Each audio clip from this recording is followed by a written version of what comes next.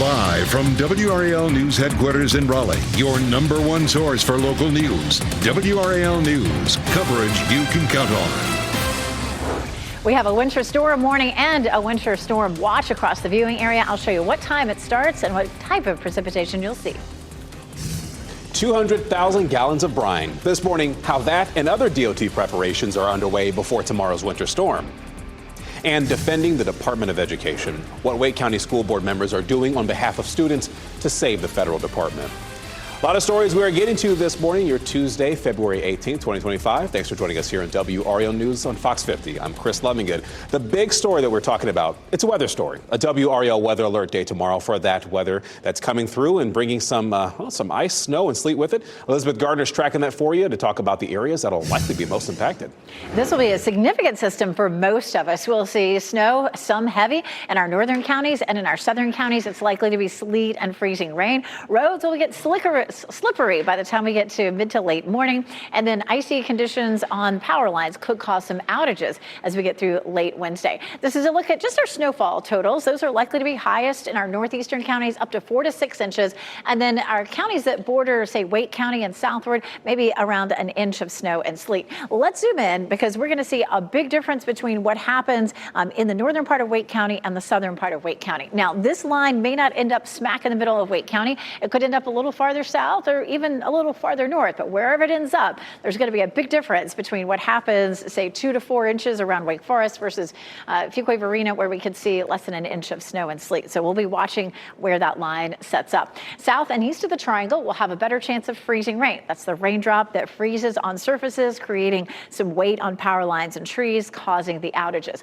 Let's talk about timeline. It is going to be dry in the early morning hours. We don't start to see the precipitation rolling in until closer to 10 or 11. It will get heavier during the afternoon. What I've seen in the past happen, of course, is that we end up with people getting out on the roads and expecting to come home once it starts, and that tends to create pretty much havoc on the roads. A little break in precipitation during the evening, and then the chance of a few flurries or snow showers first thing in the morning on Thursday. Today, we have plenty of time to get out and prepare. Go grab your groceries, buy all that bread and milk. We'll see a high of 51, Ken. Happening now at 8:02, Elizabeth. We want to get right to this crash that just popped up in our sensors. It's a serious crash on Highway 64 in the eastbound lane near Lake Pine Drive. You can see the huge delays it's causing there on Highway 64. Also, we're seeing some congestion building on US 1 coming in to the capital city as well. I'll let you know the delay times coming up. As we isolate the belt line, you can see the huge delays it's causing on the northern loop of the belt line as well as the southern loop of the belt line. Here's what it looks like on the southern loop. Those are the westbound lanes moving away from us. You can see the congestion in those westbound lanes. So, you know, if that's part of your commute, it's nothing that's really going to make you late this morning. The other thing we're following in terms of your commute, many of you used I-540 as an alternate route. Right now, you're looking at a 9-minute delay if you get on Lewisburg Road all the way to I-40. But the situation being that there's some traffic lights there on I-440, I-540, so that's probably adding to your delays. Coming up in 12 minutes, coming in from the capital city from Wake Forest, you're looking at a 13-minute delay over in Nightdale, and I told you about those delays coming in on US 1. You're looking at an 8-minute delay. The real trouble spot in Durham is Highway 98 coming into the Bull City. You're getting ready to head into the car. Tune us in on the radio, 101.5 HD3. All right, thank you, Ken. So like Elizabeth was talking about, the winter weather is very much on the way. Right now, teams are working to make sure that the roads are safe for you and your power stays on. We have team coverage this morning to get you ready for this latest blast of winter. Let's go ahead and start with WRAL's Kelsey Coffey. Kelsey, road teams are out trying to get ahead of this weather. Yes, Chris, dozens of brining trucks are here in the NCDOT's maintenance yard this morning. Some of those trucks have already left. We know that NCDOT crews are working overtime to prepare ahead of this winter storm. Our cameras were there as the first set of brining trucks headed out on the roadways on Sunday. Doug McNeil with NCDOT says they're putting 200,000 to 300,000 gallons of brine down before the storm moves in. Their crews have been keeping an eye on the forecast, preparing for a mix of snow, sleet, and freezing rain across multiple counties. They're focusing on brining the areas that freeze first, like bridges and interstates.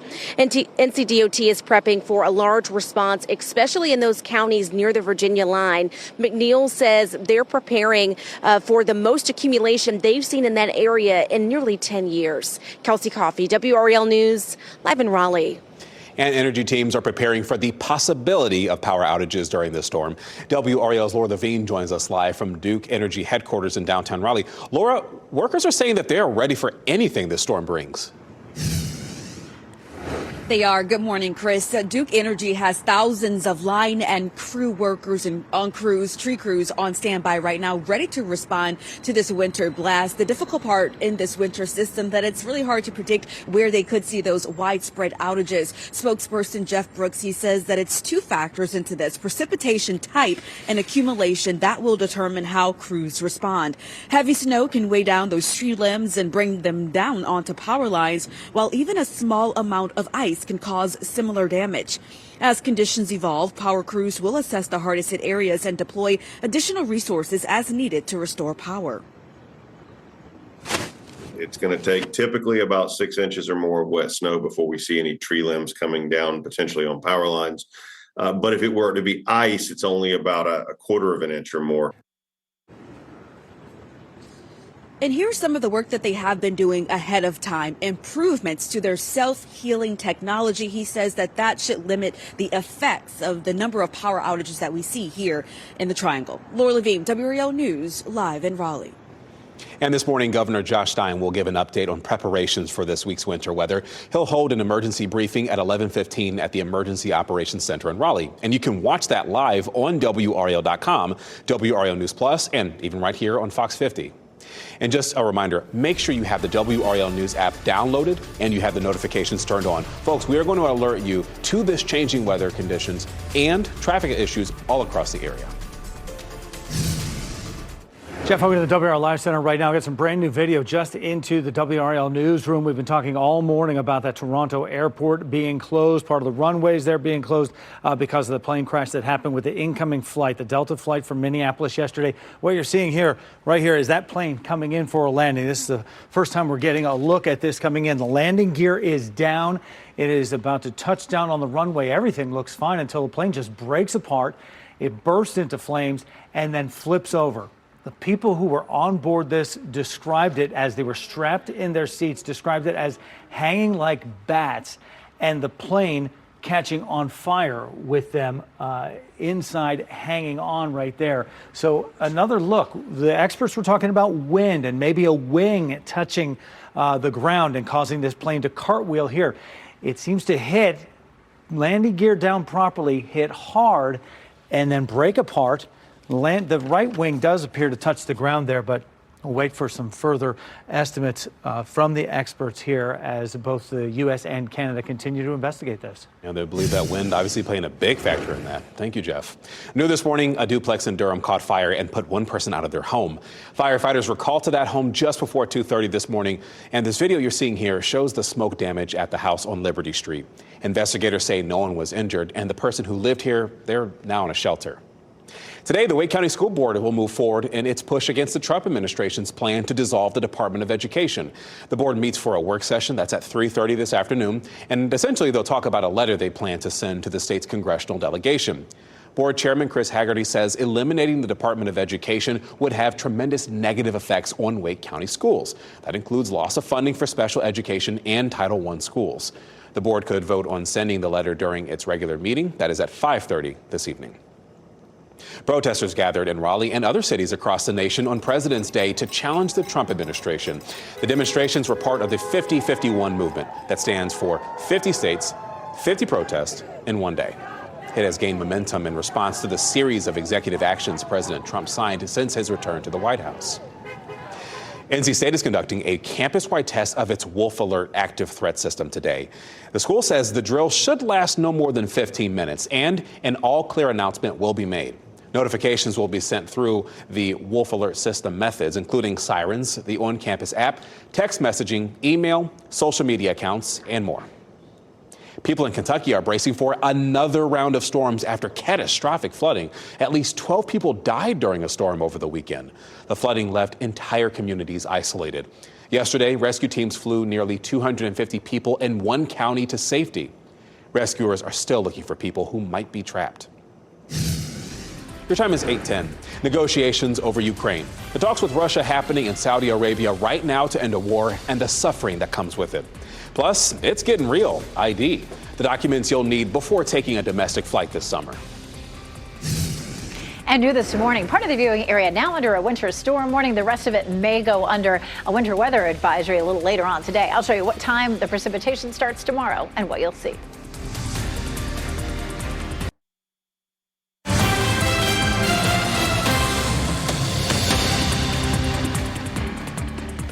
Right back here with some brand new information in the WRAL Live Center. Right now, we are getting the first of what we anticipate will be many, many alerts just like this. With winter weather on the way, Harnett County Schools has made the call for tomorrow to go to remote learning right now. It is due to exactly what is happening in our forecast and what we are seeing on the way here today. To be a remote learning day. All Harnett County schools after school activities will be canceled. Facilities will be closed. Employees will also be working remotely. As these continue to come into our newsroom, we'll put them on WRAL.com. And as Jeff said, that is likely to be almost the entire viewing area as we see this winter storm developing and moving in tomorrow morning. Right now, it looks fine out. We're looking at Fayetteville, Raleigh, Apex, Chapel Hill. Looking good. Chapel Hill, courtesy of Top of the Hill restaurant here in Chapel Hill. We can already see some of the brine on the streets there. We take a look at the trends this morning. Number one, part of the viewing area has gone under a winter storm warning. Other parts under a winter storm watch. We're watching for where the warm nose appears. And what that means is that we're going to start to see all this as some very cold air. As the moisture moves in, that warm air kind of sneaks into the middle and starts to change the snow over to sleet or freezing rain. And we're going to watch for where that happens. It looks like it's going to be somewhere around the Wake County line southward. Winter weather moves in around 9 to 10 o'clock in the morning.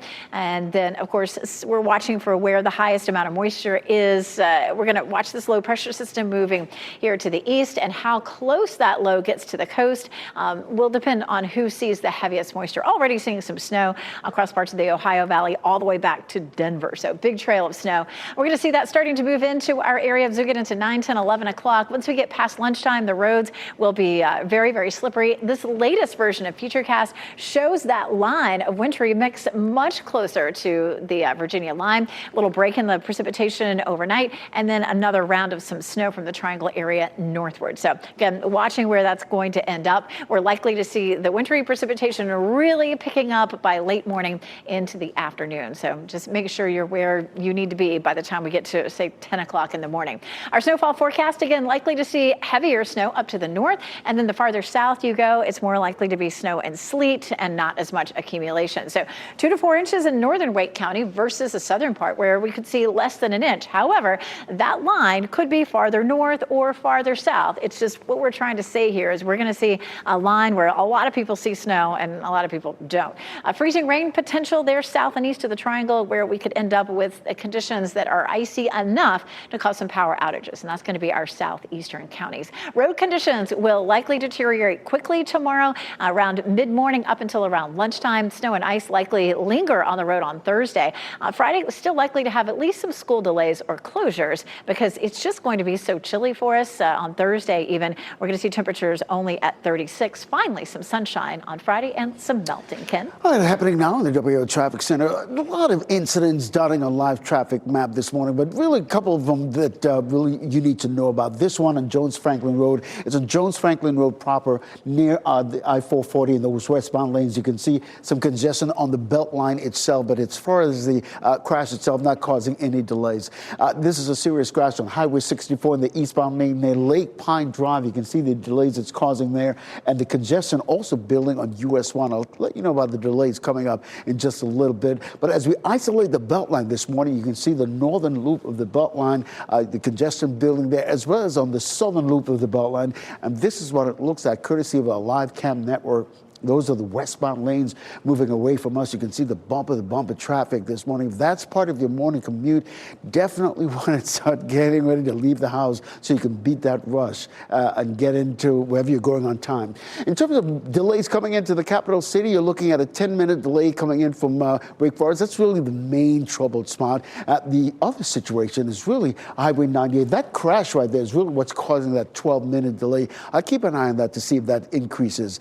We want to isolate I-885 this morning because that's also a main route in and out of the Bull City. And right now, in and out of the Bull City, you're looking at a 6-minute delay in both directions. You're getting ready to head into the car. Tune us in on the radio, 101.5 HD3. Happening now, U.S. and Russian leaders are in Saudi Arabia today negotiating to end the war in Ukraine. Ukraine's leadership, however, is not part of that discussion. The talks could redraw the map of Ukraine. Russian troops currently occupy about 20% of Ukraine's territory. Ukrainian leadership fear that President Donald Trump may carve off those areas and give them to Russian President Vladimir Putin. Ukrainian President Volodymyr Zelensky says Ukraine will not accept a deal if it is not a part of it. President Donald Trump and UK Prime Minister Keir Starmer will meet next week in Washington. Starmer and other European leaders held an emergency summit in Paris yesterday. Essentially, they're concerned President Trump's push to work with Russia to end the war in Ukraine has left Europe isolated. Starmer said that he is willing to put British troops on the ground in Ukraine to enforce a peace deal if necessary. The acting commissioner of the Social Security Administration resigned, and she did that after refusing requests from Elon Musk's led Department of Government Efficiency to access sensitive government records. Michelle King left her post over the weekend.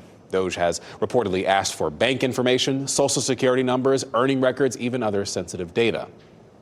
Air safety is under the microscope because the Trump administration fired hundreds of FAA workers. Transportation Secretary Sean Duffy says air traffic control and safety personnel, however, were not part of the firings. Close to 300 FAA employees were fired, according to the union that represents them.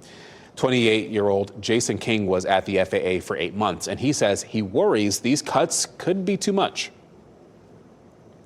Even for the people that are still there, their workload has drastically increased. And I think that's where a big part of my concern for public safety comes in. Other federal job cuts may also be linked to public safety, and that includes 400 layoffs at Homeland Security and hundreds fired from the CDC. Just a heads up, you will soon need a real ID when you fly domestically. The deadline to get the new card is May 7th. In today's Consumer Watch, Jen Sullivan explains what you need to know to get yours. Passengers flying domestically will soon be required to have a real ID. It's a special type of identification card or driver's license that meets federal security standards. And in most states, real IDs will have a star in the right-hand corner. Some states, like California, will have a slight variation to the design, but the star will still be there. At the very least, if you don't have it, it's really going to hold you up at TSA. The deadline to update your license or ID is May 7th. If you don't get a real ID by that date, you'll need your passport or other acceptable identification document to fly. It's right before Memorial Day, so make sure you're taking care of it now. So what's behind the change? Following the 9/11 attacks, the federal government set new security standards to obtain a state-issued driver's license and ID card. You'll also need a real ID to enter certain federal buildings after May 7th. Here's what you'll need at the DMV to get a real ID. Some states may require proof of a Social Security number, either your original Social Security card or a tax document or pay stub showing your full Social Security number. You may need to show 2 forms proving your address, like a utility bill or bank statement, proof of status, such as a U.S. passport, U.S. birth certificate, or a permanent resident card, and proof of citizenship if you're not a U.S. citizen. And remember, some DMVs require you to make an appointment in advance, so plan ahead. For Consumer Watch, I'm Jen Sullivan. Southwest Airlines is firing 1,700 people, and that's 15% of its corporate workforce. This is actually the first major layoff in the company's 53-year history. The cuts are expected to start in April and will include senior leadership. Southwest says that it expects the layoffs will save the company more than $500 million between this and next year. Today, Raleigh City Council will get an update on how the 2-hour free parking pilot program is performing downtown. They'll also talk about the progress of Dix Park's 10-year implementation plan. City Council meets at 1 o'clock this afternoon. Child psychologists are reminding families it's okay for children to feel bored. When a child has to find a way to entertain themselves, it can help foster their creativity, independence, even their imagination. It's actually better for their development not to keep them busy all the time. Psychologist Kate Eshelman says that if you must give directions in times of boredom, encourage your child to read a book. So reading is really important, and there is a lot of creativity and imagination that goes with that, as you kind of have to visualize the characters or kind of imagine the scenarios. Eshelman also says it's important for parents to practice what they preach. So if you don't want your child always getting on their devices when they're bored, maybe you shouldn't do the same. This afternoon, Governor Josh Stein will present 3 North Carolinians with the highest civilian honor in our state, the Order of the Longleaf Pine. Today's honorees include outgoing Raleigh Police Chief Estella Patterson, business leader Tom Lambeth, and former State Health Director Betsy Tilson. The ceremony is this afternoon. It's at 2:30 at the Governor's Mansion. Your time this morning is 8:23. Flights canceled this morning. The plane crash in Toronto that left at least 18 people hurt, and where the investigation stands. Plus, police chase policy. How Apex's police chief is responding to questions after a pursuit ended with a head-on crash.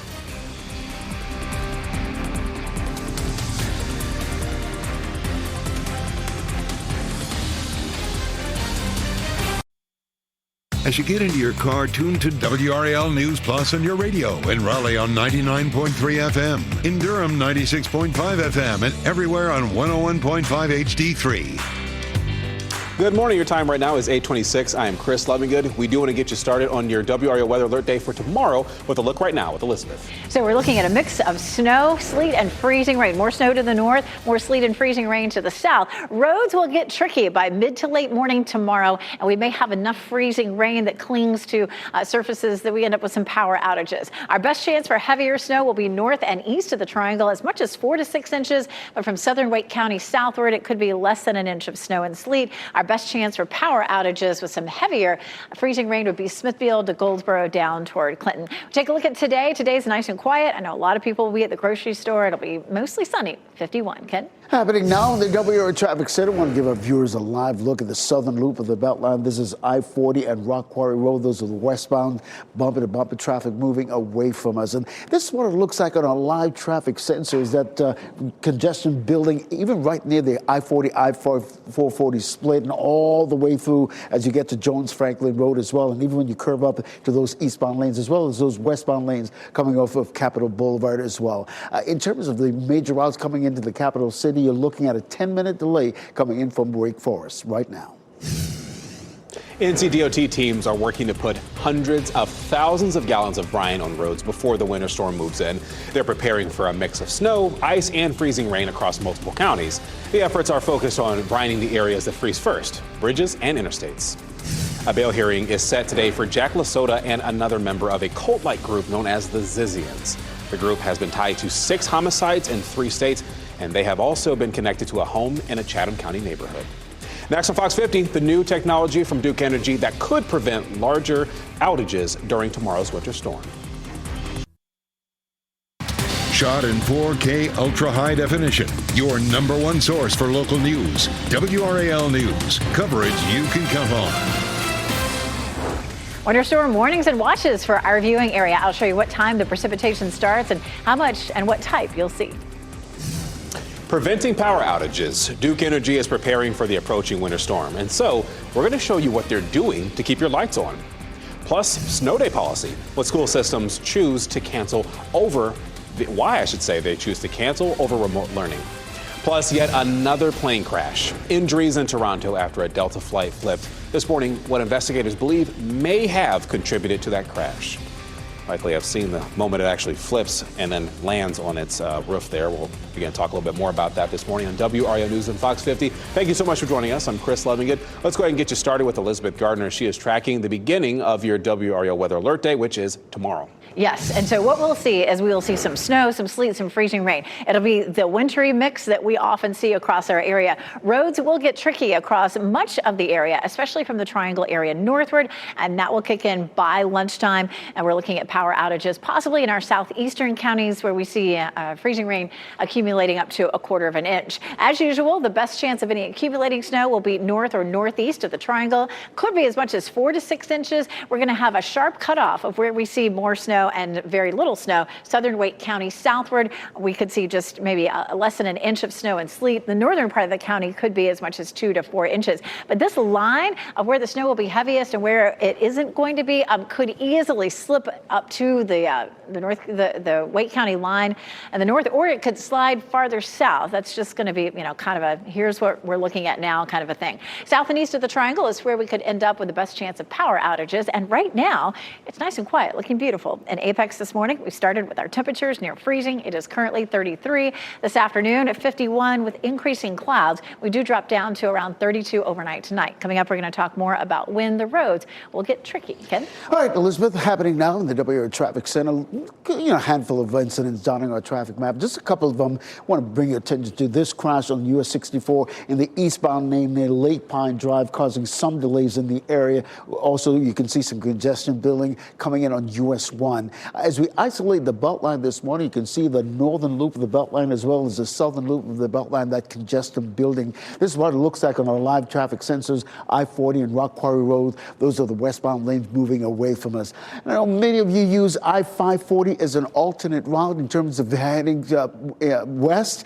This is what you're looking at, a 13-minute delay from Lewisburg Road all the way to I-40. But once you get past Creedmoor Road, it's clear sailing. So just keep that in mind if I-540 is part of your morning commute. In terms of the major routes coming into the capital city, the troubled spot mainly Capital One, US 1 coming in from Wake Forest. You're looking at a 10-minute delay. Over in the Bull City, here's what we're looking at. This used to be a double-digit delay, but on Highway 98, you're just looking at an 8-minute delay. Things are getting a little better there. And if we isolate I-85 going in and out of Durham this morning, you're looking at a 4-minute delay going into Durham and a 6-minute delay leaving the Bull City. You're getting ready to head into the car, 101.5 HD3. We'll keep you updated all morning long. All right, thank you, Ken. Let's get back to that approaching winter storm. So right now, teams are working to make sure that roads are safe for you to travel and that your power stays back on. We do have team coverage this morning to get you ready for this latest winter blast. Let's start with WRAL's Laura Levine. She is at Duke Energy headquarters in Raleigh. So, Laura, if we get a lot of ice from the storm, right, that could mean power outages. And that's what really Duke Energy is concerned about at this time. Duke Energy does have crews spread out all over the Triangle and beyond. We're talking about thousands of tree and linemen ready to work, ready to respond to this winter blast. With that, there are two factors that they have to weigh here that really plays into this. Spokesperson Jeff Brooks says that they're looking at, obviously, the type of precipitation as well as accumulation that will determine how crews respond. So heavy snow can weigh down tree limbs and bring them down onto power lines, while even a small amount of ice can cause some similar damage. So as conditions evolve, power crews will assess the hardest hit areas and deploy additional resources as needed to restore service. Brooks said the improvements to their self-healing technology, however, should limit the effects of those outages. An outage could last 8 hours versus an outage that lasts maybe a minute. And so if we can reduce the number of customers that are affected by an outage, that's really important. And he says it's also really important to download that Duke Energy app on your phone. That way you can see power outages in your community in real time, as well as report any that you may notice more effectively. Laura Levine, WRAL News, live in Raleigh. And road teams are out right now preparing for the slick conditions that this weather may bring. WRAL's Kelsey Coffey explains how DOT crews are getting ready for snow, sleet, and freezing rain. Dozens of brining trucks are here inside the NCDOT's maintenance yard. We know that their crews are working overtime to prepare ahead of this winter storm. Our cameras were there as some of the first brining trucks went out on the road Sunday. Those operations will continue through tomorrow morning until that winter weather rolls in. NCDOT crews have been keeping an eye on the forecast, preparing for a mix of snow, sleet, and freezing rain across multiple counties. They're focusing on brining the areas that freeze first, like bridges and interstates. Here's Doug McNeil with NCDOT. We generally will be putting out about 200 to 300,000 gallons of brine in advance of the storm. That takes us generally about 2.5 days. Fortunately, we have good ground temperatures, are nice and warm. We were able to, and the air temperatures are good, so we've been able to apply it through the night. NCDOT is prepping for a large response, especially in those counties near the Virginia line. McNeil says they're preparing for the most accumulation they've seen in that area in nearly 10 years. Kelsey Coffey, WRAL News in Raleigh. And school systems are working to decide whether to cancel classes for the incoming winter storm. And some have used remote learning in the past, but Wake County has not taken that step. Most districts set aside so-called banked days in anticipation of school closures throughout the year. Wake County Schools' current policy requires the district to use all of its bank days and work days before it turns to virtual instruction. Last month, school board members talked about revisiting their remote learning policy. My ask would be, can we consider using remote instruction before we've exhausted those in-person makeup days? So that we have that option that to fall back on for learning without the need for the conveniences of our days. The superintendent is studying the issue before board members make any changes. This morning, Governor Josh Stein will give an update on preparations for this week's winter weather. He's going to hold an emergency briefing at 11:15 at the Emergency Operations Center in Raleigh. And you can actually watch that live on WRAL.com, WRAL News Plus, and even right here on Fox 50. Just a reminder, folks, please make sure you have the WRAL News app downloaded with the notifications turned on, because we will alert you to changing weather conditions and traffic issues across the area. Dozens of flights at Toronto's airport are delayed or canceled this morning, and that's because of that crash that left a plane overturned on a runway. At least 18 people were hurt in the crash, but no one was killed. 76 passengers and 4 crew members were on that Delta flight from Minneapolis yesterday afternoon. The crash sheared off the plane's wings and its tail, too. Investigators from both the U.S. and Canada are working together to learn what caused that crash. Wind gusts of up to 40 miles an hour in the area may have played a role in this. With it being that gusty, I think it's possible the wing may have touched the runway due to a gust. And if that's the case, then the rest of this makes sense. But the recorders are going to show that. Canadian aviation teams are leading the investigation into this crash. The police chief of Apex is responding to questions about a chase that ended with a crash into oncoming traffic. The chase started after an armed robbery Saturday at the Beaver Creek Commons Shopping Center, and it ended when the driver went into oncoming traffic on US 64 and then slammed into another car. And so we asked new Apex Police Chief Ryan Johansson about the department's chase policy. What we want to stay away from is chasing cars with the only hope being that eventually they're going to crash and we're going to catch them. We have to have other mitigating measures like the use of spike strips and other techniques that can help us to get out ahead of those crashes and resolve pursuits amicably. And police are still looking for one of the people they say was involved in the armed robbery and chase, and 2 others are in custody. Your time is 8:39, a rabid bobcat attack. Hear from a Person County man who had a bit of an intense run-in with wildlife. Plus, Matt Damon's newest role, the new movie retelling for a piece of classic literature. Should be dope. But before we go to a break, a quick look at the green at Pinehurst. Get them in while you can today, folks. We're going to get up to 50 degrees, but just ahead, meteorologist Elizabeth Gardner will show us the timeline for winter weather tomorrow.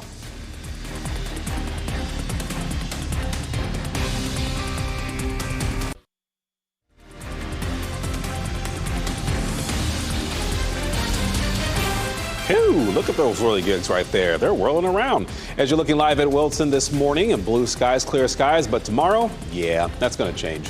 And actually, Elizabeth Gardner is here to kind of walk you through what exactly we could see. Snow, sleet, and some ice too, Elizabeth. How about all of the above? Just depends on where you are. Here's what's happening right now. We're looking at mostly snow from West Virginia all the way back over toward Denver. But this is the low that will move along the Gulf Coast and then up the coast of North Carolina, producing some snowfall and some sleet and some freezing rain for us. High pressure keeps us dry today, but tomorrow we're looking at anywhere from 4 to 6 inches of snow in the north to maybe less than an inch of some sleet and freezing rain in some of our southern counties.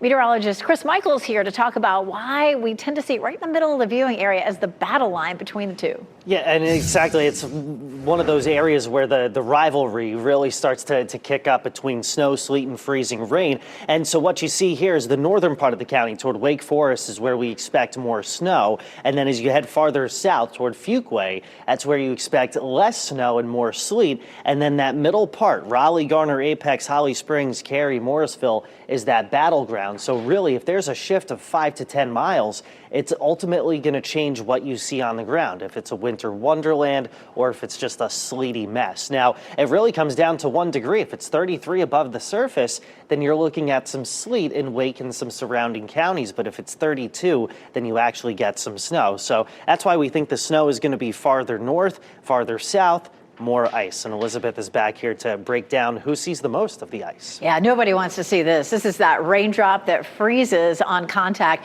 So with trees, with power lines, and this is where if you get up to about 1/4 of an inch, we tend to see power outages. And the best chance of that is going to be Smithfield to Goldsboro to Clinton to Lillington to Fayetteville. And just like where that snow line may be, this line may be a bit different as well. Some of the models are beginning to trend with some of the heavier precipitation in some of our eastern counties. We'll watch and see if that trend continues. This is a look at Futurecast, and you can see precipitation moving in after 10 o'clock. Notice how during the afternoon, it's possible that that line moves farther north. This is a new run of the model, and that takes that line farther north. So that means less snow for Wake County as a whole and more sleet mixing in with that. Better chance of just snow closer to the Virginia line. This is just one run of the models, and so we'll see if that continues. If it does, then we may have to adjust our forecast somewhat. We still have the potential for some snow late Wednesday night into early Thursday morning for our northern counties. And then after that, we are done with it. Road conditions likely to deteriorate starting in the late morning into lunchtime tomorrow. What I've seen happen in the past is if it's not snowing in the morning, people go to work for a little while and then try to come home after the snow starts, and it just wreaks havoc on the road. Likely to have wet, slippery conditions on the roads through Thursday. Friday, we may still have some school closures or delays. Still going to be chilly on Thursday at 36 degrees. But the sunshine is back on Friday with the high 42, and that's when we should begin to see some melting. Now, while she's tracking that, there's a major snowstorm making its way through parts of New York. Days of snow and freezing temperatures have created a mess on the roads and in people's driveways. People are working hard to clear pathways there. And the wind has also become an issue because it's blowing snow back onto the roads and driveways, too. Major flooding from a water main break in Detroit is gone this morning, but leaders there say that the water left a lot of ice behind. Let me show you what it looked like yesterday. An entire neighborhood was flooded when the pipes burst, and hundreds of homes were submerged in floodwaters. Teams had to rescue hundreds of families, and the city says close to 200 homes were affected. Firefighters in Pennsylvania were battling a massive fire overnight at an industrial plant. This was happening about 10 miles from Philadelphia, actually just north of it. A shelter in place was issued for people within a half-mile radius of that complex. The plant is a supplier for aerospace fasteners and fittings. So far, though, no injuries have been reported. Hundreds of protesters gathered in downtown Raleigh for 2 rallies, and some people were there to protest a court case that could decide the election for a North Carolina Supreme Court seat. And that has been unsettled for months after the election. The race between Democratic incumbent Allison Riggs and Republican challenger Jefferson Griffin still does not have a winner. Griffin is disputing the eligibility of 65,000 ballots that he says should not have counted. And then another protest yesterday called out President Trump's executive orders and other decisions he has made in his first few weeks in office. There was also strong opposition to Elon Musk having access to sensitive information on millions of Americans. We're working to find out what caused a driver to crash into the Lincoln Theater in Raleigh. Video shows the truck being towed away on East Cabarrus Street, and it left a large hole in the front of the theater. WRAL is working to learn if anyone was injured during this. All right, so a school bus driver in Washington State is being celebrated for keeping his cool. A metal bar flew through his windshield and then struck him in the chest. Stuart O'Leary was traveling down an interstate near Seattle earlier this month, and he was transporting a high school girls basketball team to their game. Well, then a piece of metal crashed through the windshield and hit him in the chest.